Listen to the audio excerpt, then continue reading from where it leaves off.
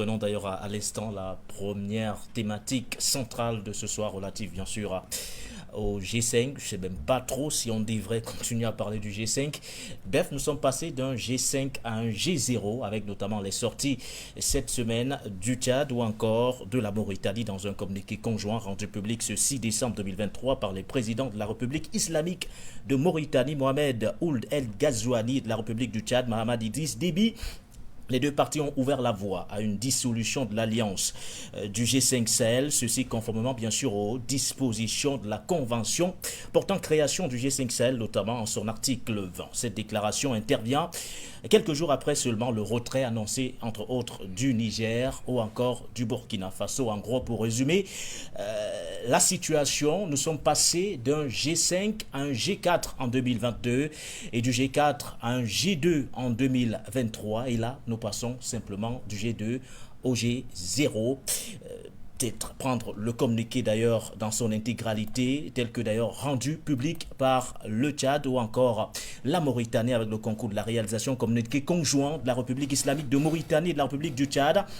Depuis plus d'une décennie, notre sous-région fait face à une guerre asymétrique transfrontalière aussi grave que dramatique dans un contexte d'inquiétude réelle et de violence nourrie. Nos pays frères et amis, parlant justement du Burkina Faso, du Mali, du Niger, de la Mauritanie ou encore du Tchad, ont créé le 15 janvier 2014 à Nouakchott le G5 Sahel pour relever solidairement le double défi de la sécurité et du développement qui menaçait gravement la stabilité de la sous-région. L'ambition de notre jeune organisation commune s'articulait autour d'un triptyque stratégique, le renforcement de la sécurité et de la stabilité dans la région du Sahel, la protection des populations civiles et la promotion du développement économique et social. À cet effet, plusieurs initiatives ont été enclenchées pour atteindre les trois objectifs stratégiques indiqués. La force conjointe du G5 Sahel, chargée de lutter contre les groupes armés terroristes et ceux du crime organisé, le programme de coopération transfrontalière visant à renforcer la coopération entre les pays du Sahel dans les domaines de la sécurité, de la justice, de la santé ou encore du développement, le centre régional de formation de lutte contre le terrorisme dont l'objectif est de former les forces de sécurité des pays du Sahel à la lutte contre le terrorisme, le collège de défense, véritable école de guerre transnationale dédiée à la formation des cadres supérieurs des forces armées. Depuis l'annonce en mai 2022 de la décision de la République sœur du Mali de se retirer des instances de notre organisation, nous n'avons ménagé aucun effort pour surmonter les crises engendrées par cette situation et donner corps à un cadre de coopération exemplaire. La suite du communiqué, voici, dit ceci: le 1er décembre 2023, la République, du moins les républiques sœurs du Burkina Faso et du Niger ont décidé du retrait de leur pays de l'ensemble des instances et organes du G5 Sahel, y compris de la force conjointe.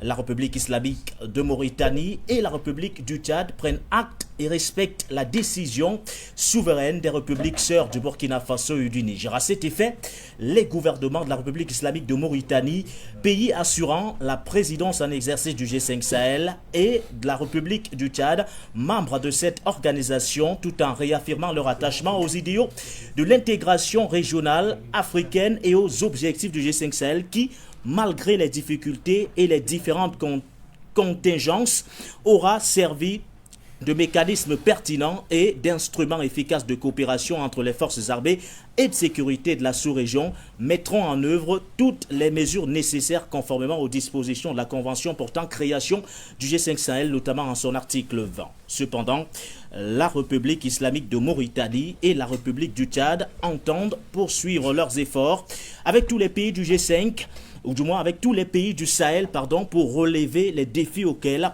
la région est confrontée. Les deux pays saisissent cette occasion pour remercier les partenaires techniques et financiers pour leur soutien constant au G5 Sahel et à ses États membres. Fait à Nouakchott et en Djamena le 6 décembre 2023 pour la République islamique de Mauritanie, son Excellence Monsieur Mohamed Ould El Ould Cheikh El Ghazouani, président de la République. Pour la République du Tchad, son Excellence le général Darbé Mahamad Idriss Déby, nos présidents de la transition, chef de l'État. Comme vous le voyez d'ailleurs à l'image, le communiqué est donc signé par les deux présidents. D'un côté, le président mauritanien et de l'autre, le président du Tchad. Docteur Yamtimba, du G5 au G0, est-ce une fin inévitable, logique pour vous, voire inéluctable au regard justement des nombreuses limites enregistrées dans l'opérationnalisation de la force conjointe du G5 Sahel depuis sa création en 2014 jusqu'à nos jours? C'est surtout une fin utile. Vous ferez parler de fin utile. Plutôt une fin utile, parce que en fait, mais qu'est-ce que le G5 Sahel au fait? Là, on a 5 pays que tout le monde voit. Mais il y a au moins un pays et une union de pays qu'on ne voit pas. Derrière le G5 Sahel, vous avez la France, vous avez l'Union européenne qui finance, soutiennent, apporte leur expertise à ces pays-là, à cette force. Le problème, c'est que sur le plan géopolitique, le G5 Sahel fait partie des éléments qui fragilisent l'Afrique et qui l'empêchent de s'unir et qui créent une sorte de dispersion en Afrique. Mais vous n'avez pas besoin de créer le G5 Sahel. Si vous avez un État qui s'appelle les États-Unis d'Afrique de l'Ouest, vous n'avez pas besoin du G5 Sahel. Si vous avez à côté de cet État, les États-Unis d'Afrique de l'Ouest, un État qui s'appelle les États-Unis d'Afrique centrale, vous n'avez pas besoin du G5 Sahel. Et je peux vous garantir que vous n'avez aucun terroriste qui va... Enfin, personne ne va s'amuser à envoyer des mercenaires qu'on va appeler terroristes ou djihadistes. Il faut que nous arrêtions de répéter la rhétorique occidentale qui consiste à dire qu'il y a du terrorisme dans le Sahel. Il n'y en a pas. Les pays, ces 5 pays, sont en guerre contre un certain nombre de puissances qui financent des combattants, des guerriers qui attaquent ces pays-là. Chaque fois que nous disons comme eux qu'il s'agit de terrorisme, nous dispensons ou nous empêchons que les crimes qui sont perpétrés dans cette zone-là ne soient traités comme des crimes de guerre et ne tombent sous le coup des conventions internationales. Il n'y a aucune convention qui va punir les terroristes au niveau international. Or, vous allez avoir des conventions comme celle de Vienne ou des conventions de Genève qui punissent les crimes de guerre. Vous avez même la CPI, je n'aime pas trop, mais bon, ça existe quand même, parlons-en, qui punit des crimes de guerre, puisque manifestement, elle a pu trouver le moyen d'aller dire que Vladimir Poutine pourrait être poursuivi pour crimes de guerre, mais il n'y a personne qui est poursuivi pour les différents crimes de guerre qui est un peu partout dans le monde, et particulièrement ces crimes de guerre au Sahel. Nous savons aujourd'hui, grâce aux aveux de ces combattants-là, qui les financent, et les financements ne sont pas des financements privés, ce sont des financements des États ou des armées, des autres d'États tiers. Et de cette façon-là, ou pour cela, ça tombe sous le coup de toutes les dispositions juridiques, non seulement nationales de ces pays-là, mais également internationales sur les crimes de guerre. Donc au Sahel, il y a les crimes de guerre. Et l'Occident qui a besoin, qui ne veut pas que l'Afrique s'unisse, qui lutte, qui élabore et implémente un complot contre l'Afrique, parce que si l'Afrique s'unissait aujourd'hui, l'Occident serait privé d'une grande partie des matières premières qui font tourner ces industries. L'Occident serait privé des débouchés qu'il s'est créés en 1884 à Berlin. Et donc, du coup, il faut tout faire pour que l'Afrique ne s'unisse pas, pour que l'Afrique ne s'entende pas. Nous avons parlé il y a quelques minutes de la CEDEAO. Et vous voyez très bien qu'on a la CEDEAO qui englobe 4 des pays du G5 Sahel. Vous avez l'Afrique centrale qui a un des pays, le Tchad, les autres sont en CEDEAO. Mais pour quelle raison, si l'Union européenne se soucie tant de l'Afrique et des Africains, si la France se soucie tant de l'Afrique et des Africains, pourquoi ces gens n'ont-ils pas aidé la CEDEAO à avoir une armée? Parce qu'une armée de la CEDEAO, pour ce que ça représente, ce serait une armée tellement puissante que même si vous êtes les États-Unis d'Amérique, vous réfléchiriez à 2 fois avant de vous attaquer à elle. Vous réfléchiriez par 2 fois avant de le faire. Pourquoi ils n'ont pas aidé la CEDEAO à avoir une armée pour aller combattre ces gens qu'eux, ils appellent des terroristes? Pour quelle raison, quand les pays d'Afrique centrale se sont lancés dans la création d'une force multinationale en attente, pourquoi est-ce que là, on leur a mesuré l'aide à apporter à cette force-là? Pourquoi lorsque le Nigeria, le Cameroun et le Tchad ont voulu créer cette force-là, ça n'a pas été du tout soutenu par l'ONU, par l'Union européenne, par la France, par la Grande-Bretagne et tous ces gens-là? Parce qu'il ne faut pas qu'il y ait en Afrique des initiatives qui tendent à créer des liens. Parce que quand vous créez le G5 Sahel, ça veut dire que les états-majors de ces pays travaillent ensemble. Oui. Si les états-majors de ces pays travaillent ensemble, ça crée une certaine camaraderie. Qui sait? Ça pourrait déboucher demain sur une camaraderie politique. Pourquoi on ne crée pas, on ne favorise pas la création d'une armée de la CEDEAO? Ça amènerait à une camaraderie des états-majors. Et une camaraderie des états-majors de la CEDEAO peut pousser ces armées-là à demander aux politiques de s'unir, de se rapprocher. Vous avez bien vu, quand on a menacé d'aller attaquer le Niger, que tout de suite, ceux qui les premiers ont fait savoir que cette initiative était mauvaise, c'était les états-majors. Parce que les soldats ont très vite dit, mais attendez, pourquoi nous irions en guerre contre un pays qui veut se libérer de la domination étrangère, alors que nos propres pays sont sous domination étrangère et que l'un des risques sécuritaires dans leur propre pays, c'est qu'un jour, ces états-majors soient amenés à lutter pour que leur pays devienne également souverain. C'est des questions extrêmement importantes.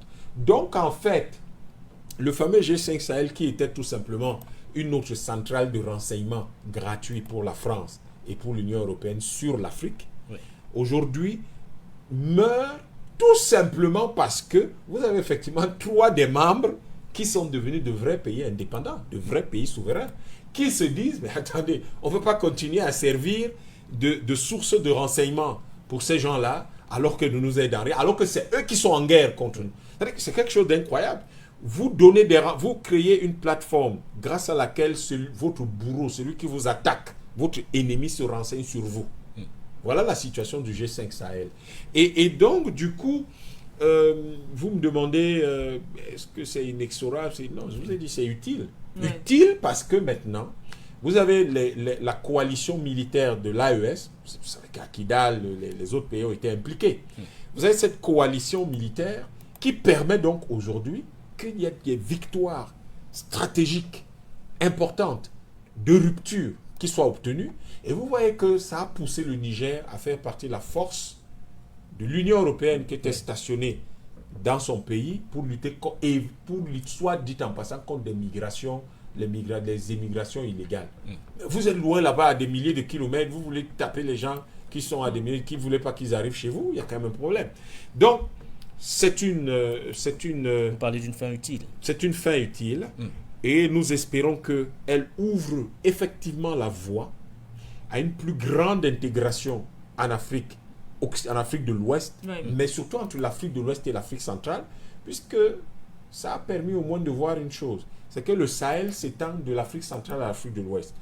Donc, il faudrait que les dirigeants de ces deux zones travaillent de plus en plus la main dans la main pour lutter contre l'insécurité et pour mettre fin à ces attaques de l'Occident contre l'Afrique, crime du pays qui se défend. Alors, et bizarrement, c'est un Africain. Voilà comment on instrumentalise les Africains. C'est une fin utile. Nous espérons que grâce à ça, définitivement, l'AES formalise son armée et sa confédération et que les autres pays qui sont intéressés suivent parce que la porte est ouverte. Le Tchad peut très bien devenir membre de l'AES.